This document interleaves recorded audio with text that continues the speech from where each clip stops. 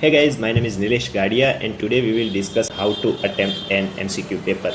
If you have seen last year paper, you will see that there were many lengthy questions and many students could not even complete the paper properly. So today we will see how to attempt an MCQ paper and how to complete it with satisfaction. So let's get started. Okay, so there are 240 questions in NEET MDS especially, and we have 180 minutes. So basically you have 45 seconds per question, but you cannot allot 45 seconds to each question, right?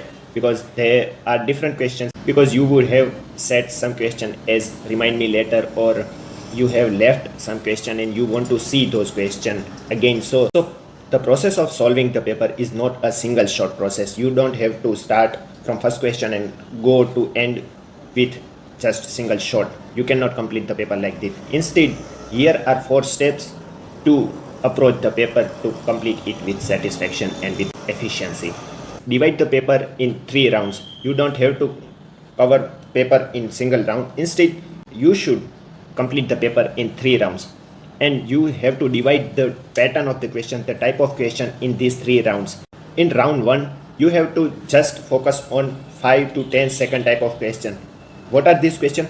These are the simplest type of question. You read the question, they are of 1 to 2 line maximum, and you see the option and you know the answer.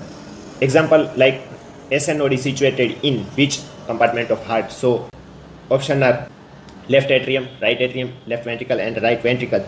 So you directly tick the answer and move on to next question. It will hardly take 5 to 10 seconds. So such kind of question you should cover, you should focus on in the first round. Just leave all the other type of question, know the answer or not, but just leave those questions which are not falling in the category of 5 to 10 second questions. Identification of diagram is also falling these kind of questions. So basically these are the first attempt question. These are the most important question you should focus on in the first round.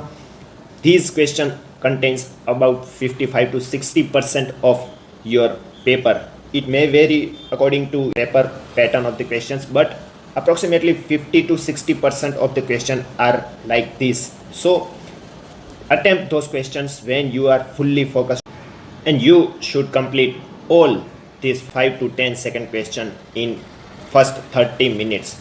It will hardly take 30 minutes to cover all the questions which are from 5 to 10 second segment. After completing the first round, you go for second round. In second round, you focus mainly on lengthy but simple questions. When you read this question, you may get idea, you know the answer. You just take time to read the question, and when you see the options, you know the answer, you tick the answer and move on to next question. So these will take 20 to 25 seconds to solve such questions. So how to solve these kind of questions which are lengthy? So the trick is, you should first read the last line of these long questions.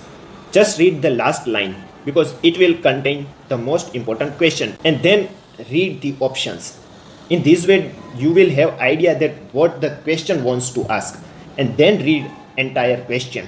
In this way, you will not have to guess what will be the question. You will have the idea about the question. You just need to know the information about the question. So in this way, you will require less time to answer the question. So these are type 2 question, or you should cover in second round. If it is taking more than 25 to 30 seconds, just leave the question. If you don't know the answer, just leave the question. Leave all the questions which are not falling in this kind of question category. So these are for round 2. You have to complete this question in about 1.5 hour, 1.5 to 1 hour and 45 minutes. You should complete this question in this segment of the question paper. This kind of question takes about 30 to 35% of the question paper.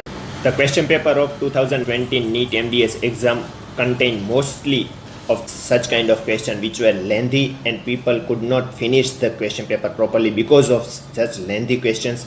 Okay, so after completing 5 to 10 second questions and lengthy question which are easy, you go for third round. In third round, you mainly focus on first confusing question which are taking more than 30 seconds. lengthy question which require more time to think, and difficult questions which you may know the answer or which you may not know the answer. Now, according to the level of preparation or the standard of the question, it may contain 20 to 25% of the question paper. So, how to attempt such questions?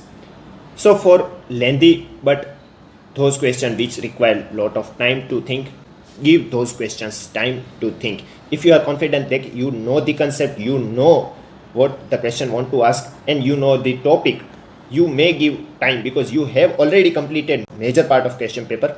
So now you can give time to those questions which requires thinking. It may take even 45 to 50 to 60 seconds to complete the question. Okay, you can give the question that time.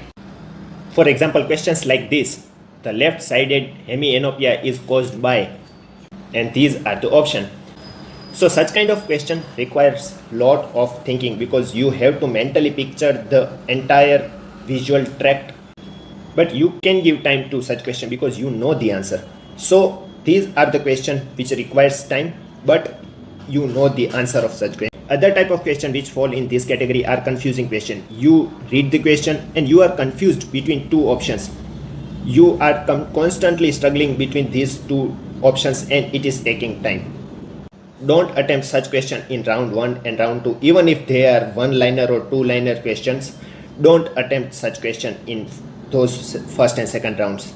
Leave those questions for last round in which you are totally confused about two options. This type of question, you may tick any option and just move on. If it is taking more than 30 seconds, you just tick any options and move to next question. So should we guesswork in solving the questions? If you are confused between just two options, you know that other two options are totally wrong. Those are not the answers. You may take the risk to guess the answer.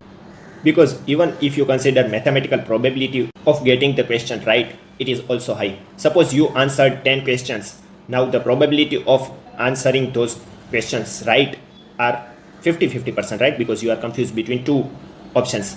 So 50% are right question and 50% you have guessed wrong. Okay, so because of that 5 questions which you guessed right, you get 20 marks, and because of those wrong questions which you guessed wrong, you are deducted 5 marks. So even after getting 5 questions wrong, you get 15 marks. So according to mathematical probability, you can guess the answer if you are 100% sure between two. And last are those questions you don't know anything about. If possible, leave those questions. They contain 10 to 15% according to your preparation or according to the standard of questions, but you should leave those questions.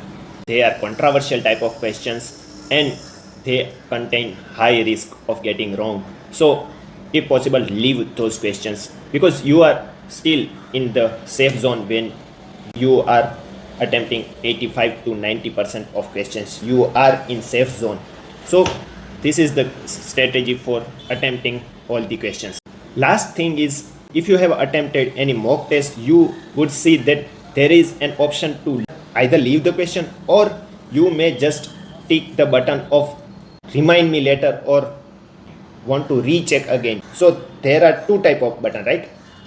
Sometimes we get confused to even choosing right button. You may think that okay, I want to leave the question, but I also want to come back to this question again, and this confusion also takes your time. For that, from starting, choose only one switch, either leave question or remind me later type of switch. In this way, you will save lot of time for solving the question. Okay guys, so this was the video about how to attempt a question paper, how to attempt an exam. If you have any suggestion, let me know in the comment section.